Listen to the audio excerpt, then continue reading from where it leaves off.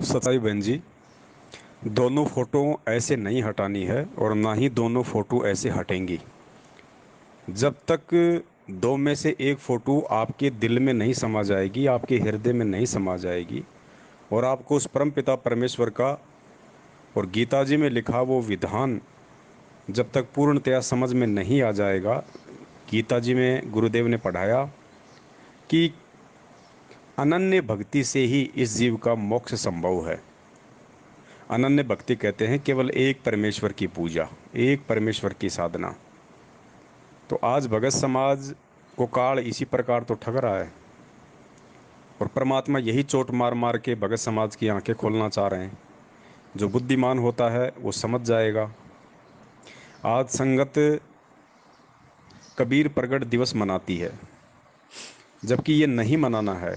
देखिए, नहीं पता था तब तक तो हम भी मना रहे थे, सभी मना रहे थे, लेकिन अब हमने नहीं मनाना है कबीर प्रकट दिवस। क्यों नहीं मनाना है? क्योंकि पहली बात तो ये कि एक फ़ोटो हमारा मोक्ष नहीं कर सकती, एक फ़ोटो हमारा उद्धार नहीं कर सकती। कबीर जी का वो चित्र आज हमें सत्संग नहीं सुना सकता। कबीर जी का वो चित्र आज हमें आशीर्वाद नहीं दे सकता, आज हमारी प्रार्थना नहीं सुन सकता। दूसरी बात, 650 साल पहले जब वो परमात्मा उस स्वरूप में थे, दाढ़ी मूछ वाले स्वरूप में, तो 650 साल पहले वो पूर्ण लाभ दे सकते थे भक्ति मार्ग का, वो मोक्ष दे सकते थे यदि हम चाहते तो उस फोटो वाले कबीर का भी हम यदि फ़ायदा उठा सकते थे तो 650 साल पहले ही उठा सकते थे। आज वो फोटो हमारे लिए सिवाय एक यादगार के और किसी भी प्रकार की भूमिका में नहीं है। आज हमारा मोक्ष वक्त गुरु से होगा, जो वर्तमान में इस पृथ्वी पे मौजूद है, जिन्होंने हमें शिक्षा दी है, दीक्षा दी है, आशीर्वाद दिया है, मंत्र दिए हैं, सत्संग सुनाए हैं, नियम बताए हैं, भक्ति का विधान बताया है, जो हमारे गुरु रूप में हैं। आज उनसे हमारा मोक्ष होगा। और सबसे बढ़कर सबसे बड़ी बात इस सत भक्ति की ये है कि वो कबीर परमेश्वर स्वयं ही गुरु का रूप बना के आते हैं। इसलिए बहन जी, परमात्मा की वाणी भी यही कहती है कि गुरु गोविंद, गुरु और गोविंद, गुरु यानी गुरु जिनसे आपको नाम दीक्षा प्राप्त हुई है, और गोविंद, गोविंद कहते हैं भगवान को। लेकिन इस भक्ति में तो वो गोविंद स्वयं ही गुरु बन के आता है। काल लोक तक की जो भक्ति होती है, ब्रह्मा विष्णु महेश तक की जो भक्ति होती है, उसमें इष्ट और गुरु दोनों अलग अलग होते हैं, क्योंकि ये ब्रह्मा विष्णु महेश अपने अंश अवतार सर्जन करते हैं। तो यहाँ पे गुरु अलग होता है और इष्ट अलग होता है। जैसे त्रेता युग में भगवान विष्णु ने राजा जनक को नाम दीक्षा देने का आदेश दिया, द्वापर में सुखदेव ऋषि को दिया। ठीक है, तो इस प्रकार काललोक की भक्ति में तीन लोक की भक्ति तक गुरु और भगवान दोनों अलग अलग होते हैं। लेकिन जब बात आती है सत भक्ति की, मोक्ष मार्ग की, उस कबीर परमेश्वर की, उस समर्थ भगवान की, तो वो समर्थ भगवान अपने अंश अवतार सर्जन नहीं करता है, वो स्वयं ही गुरु का रूप धारण करके आता है। मालिक कहते हैं ना वाणी में, सुबह सुबह हम रोज पढ़ते हैं कि साहिब से सतगुरु भय और सतगुरु से भय संत, और धर धर वेख विशाल अंग वो खेल आदि और अंत। फिर परमात्मा दूसरी वाणी में कहते हैं कि साहिब से सतगुरु भय और सतगुरु से भय साध, ये तीनों अंग एक हैं, गति कुछ अगम अगाध। और फिर परमेश्वर ने अपनी वाणी में स्पष्ट कहा है गुरु और भगवान के भेद को मिटाते हुए कि गुरु गोविंद दो नहीं भाई, और जो दो समझे वो दो जग जाही, वो नरक में जाएगा। तो इस प्रकार अब हमने इस ज्ञान को आधार बना के कि भाई वो स्वयं कबीर परमेश्वर जो सारी सृष्टि का संचालक है, सारी सृष्टि का रचयिता है, जिसको बैसाखियों की जरूरत नहीं पड़ती है, आज वो सतगुरु रूप में हमारी आंखों के सामने है, हमारे गुरु रूप में है। तो हमने अब उस चित्र को महत्व नहीं देना है जिस चित्र से हमारा कुछ भी भला नहीं होना है। हमने सांप की लकीर को नहीं पीटना है। इसलिए बहन, हमने अब कबीर प्रकट दिवस नहीं मनाना। अब वो कबीर जब हमारे सतगुरु के रूप में आ गया तो अब हमने सतगुरु प्रकट दिवस मनाना है, क्योंकि अब हमने उस कबीर की फोटो को नहीं, बल्कि साक्षात गुरु रूप में जो कबीर आया है, हमने उसको प्रसन्न करना, हमने उसको खुश करना है। तो अब हम अपने गुरु का प्रकट दिवस मनाएंगे। और बहुत सारे उदाहरण देके परमेश्वर ने बताया कि आपके सामने एक तो आम की फोटो रख दी जाए और एक आपके सामने ताज़ा ताज़ा आम रख दिया जाए और आपको भूख लगी है, तो जाहिर सी बात है बहन जी, आप अपनी भूख मिटाने के लिए फ़ोटो को उठा के खाओगे या उस आम को उठा के खाओगे? अरे जानवर भी इतने समझदार होते हैं। बिल्ली के सामने एक तो जिंदा चूहा रख दो और एक चूहे की कोई फोटो रख दो या चूहे का कोई मिट्टी का चूहा रख दो, वो बिल्ली को अगर भूख लगी है तो किस पे झपट्टा मारेगी? वो जानवर भी इस बात को जानता है कि ये जो जो फोटो है, जो मूर्ति है, जो मिट्टी का चूहा है, इसको खाने से मेरा पेट नहीं भरेगा, ना मैं इसको खा सकता। वो जिंदे चूहे को ही पकड़ेगी। तो हम तो भाई इंसान हैं, ऊपर से परमात्मा ने तत्व ज्ञान दे दिया। कॉमन ज्ञान तो परमेश्वर ने मानव शरीर के साथ ही दे दिया था। अब आके अपनी शरण में लेके परमेश्वर ने विशेष ज्ञान दे दिया, विज्ञान दे दिया, तत्व ज्ञान दे दिया। अब बताओ बहन जी, हम मिट्टी की फोटो को कैसे खा सकते हैं? हम आम की फोटो को कैसे खा सकते हैं? अब तो हमें आम ही खाना पड़ेगा। तो इस प्रकार हमने अब अपने गुरु में ही कबीर परमेश्वर को देखना है, क्योंकि सतगुरु स्वयं कबीर परमात्मा ही होता है। इसी से वो परमात्मा प्रसन्न होगा। ये तत्व ज्ञान परमेश्वर ने हमें इसीलिए दिया था, ताकि मेरे बच्चे मुझे पहचानें, मुझे समझें। और शिक्षा परमेश्वर ने आज हमें इसीलिए दी है। पिछली पीढ़ी में परमात्मा ने आज हमें इसीलिए पैदा किया है।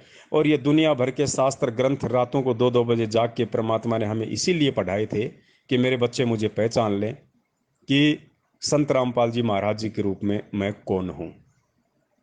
तो बहन, ये सारी बातें समझ के ज्ञान आधार से उसके बाद फिर हमने केवल अपने घर में, अपने पूजा स्थल पे, अपने मन मंदिर में केवल परमपिता परमेश्वर सतगुरु रामपाल जी महाराज जी की ही एकमात्र फोटो रखनी है। वही हमारे इष्ट हैं, वही हमारे गुरु हैं। तमेव माता च पिता तमेव तमेव बंधु च सखा तमेव, सब कुछ हमारे वही हैं। क्योंकि हमारा मोक्ष उन्हीं से हो सकता है। जिनसे हमारा मोक्ष हो जाए उससे बढ़कर हमारे लिए कोई पूज्य नहीं होता। और वैसे भी गुरुदेव ने काफ़ी बार सत्संगों में बताया कि गुरु की पूजा में सारी पूजाएं आ जाती है। गुरु की पूजा में सारी पूजा आ जाती है। गुरु सेवै कोई चतुर सयाना और गुरु पढ़तर कोई और न आना। गुरु सेवै कोई चतुर सयाना, गुरु पढ़तर कोई और न आना। यानी गुरु के समान कोई और नहीं है। और गुरु की पूजा केवल कोई सयाना, कोई चतुर, कोई तत्व ज्ञानी भगत ही करेगा। और बहुत सारी वाणियां हैं जो परमेश्वर ने हमें नित्य नियम में पढ़ाई हैं, संध्या आरती में पढ़ाई हैं, सत्संगों में बताई हैं। तो इन सभी बातों का निष्कर्ष निकाल के, निचोड़ निकाल के, परमेश्वर के संकेतों को आधार बना के, इस तत्व ज्ञान का निष्कर्ष निकाल के, फिर हमने बहन केवल अपने जीवन में सतगुरु को ही महत्व देना है। कबीर जी की फोटो को महत्व नहीं देना है। अगर कबीर जी की फोटो को भी महत्व देना है तो फिर द्वापर युग में जो मुनिंदर ऋषि के रूप में परमात्मा आए थे, फिर तो उनका भी प्रकट दिवस मनाया जाना चाहिए, क्योंकि वो भी तो खुद परमात्मा ही आए थे।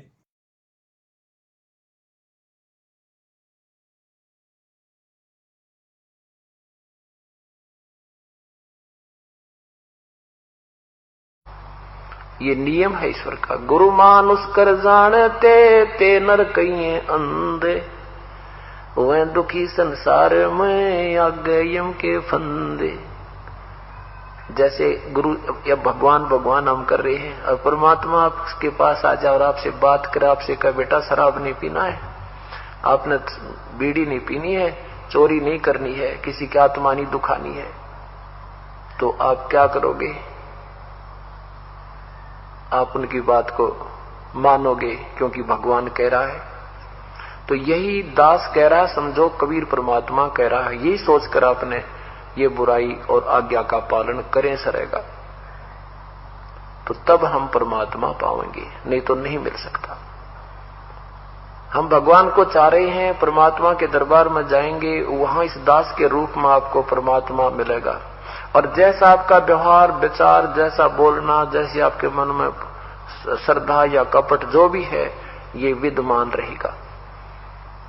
और यदि आपने यहीं से वो रिहर्सल कर ली कि कबीर ये परमात्मा है, बस परमात्मा के समक्ष कैसे बोलते हैं, कैसा व्यवहार करते हैं, निष्कपट बात करते हैं, संत के सामने झूठ बोलने की कतई आवश्यकता नहीं होती, वो आपका पाप ही होता है।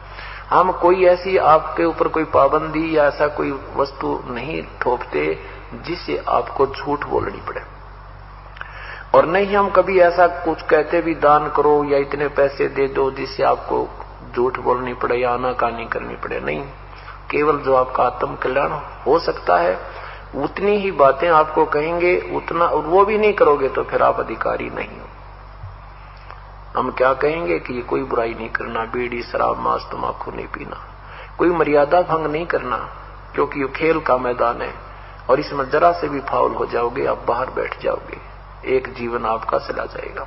तो हमने फाउल नहीं होना। फाउल पॉइंट अब धीरे धीरे आपके समझ में आ जाएंगे, कुछ कथाओं के माध्यम से और कुछ इस फार्म के ऊपर जो लिखे होते हैं इसमें भी हमने कुछ लिखे हैं, कुछ आप वैसे कॉमन सेंस से भी समझ जाओगे कि ऐसे ऐसे होता है। एक भक्त नाम लेने, उसको कहा भाई मैं तेरा नाम टूट गया, और 1-1.5 वर्ष से नाम ले रखा।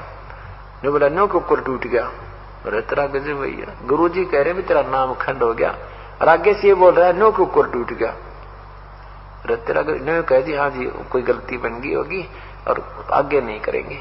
ये तो कुछ बात बोलना भी नहीं सीखा अभी तक तो हमने, और अब बात देखें सार नाम प्राप्ति की, सार नाम मिलेगा ये मेरी मर्जी से होगा। और सतनाम तक का फिक्स टाइम हमने रखा हुआ है, प्रथम मंत्र उसके 4 महीने के बाद और ज्यादा से ज्यादा 6 महीने के अंदर आपने वो ले लेना चाहिए, उससे लेट नहीं होना चाहिए। फिर आप में लगन नहीं है जो कई तो भक्त ऐसे हैं जी 2 दिन पहले आ खड़े होते हैं जी, 2 दिन रह रहे हैं दे दो कर दो दया, हम कहते हैं नहीं भाई पूरा टाइम ऑन दे, अच्छा जी। और कई 6-6 महीने 7-7 महीने मावे नाम दूसरा याद देना रहा लेना, अरे तेरा गजब हुई, फिर तू भक्ति कर रहा है ड्रामा कर रहा है, एक अनमोल वस्तु के पीछे रह रहा है। कोई आपकी प्रमोशन होनी होंगी या दिन गिन भाग जा, कई दिन रह रहे हैं, तो ये आप तो आपको लगन नहीं है। तो ऐसे कुछ आपके अंदर श्रद्धा हम देखते हैं, तब सतनाम आपको 4 महीने के अंदर अंदर ले लेना चाहिए।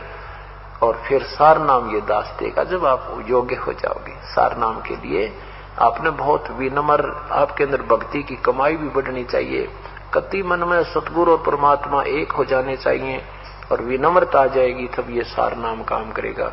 जैसे डॉक्टर के पास मरीज जाता है, उसका फोड़ा हो गया, डॉक्टर कहता है चीरा लगाना पड़ेगा, लेकिन अभी चीरे के योग नहीं हुआ है, 2 दिन की दवाई दे जा। वो 2 दिन के बाद आता है, फिर भी देखता है कि अभी भी ऑपरेशन योग्य नहीं है, फिर कहता है 3 दिन की दवाई फिर ले जा। और डॉक्टर मरीज कहता है जी इलाज दो चीरा, बहुत दर्द हो रहा है, अच्छा बेटा 3 दिन पाछा आ जाइए। फिर 3 दिन के बाद आता भी 1 हफ्ते माना। अब डॉक्टर इतना पागल नहीं है कि उस मरीज के कहने तो चीरा ला देगा, वो अपने हिसाब से देखेगा कि अब ये बिल्कुल योग्य हो गया है तो तुरंत लगा देगा और उसको मवाद काट के सीम देगा। तो ऐसे ही जब आप योग्य हो जाओगे, आप प्रार्थना करते रहिए, लेकिन दास जब चाहेगा तभी ये चीरा लगेगा, अर्थात सार नाम आपको मिलेगा। बोलो सतगुरुदेव की।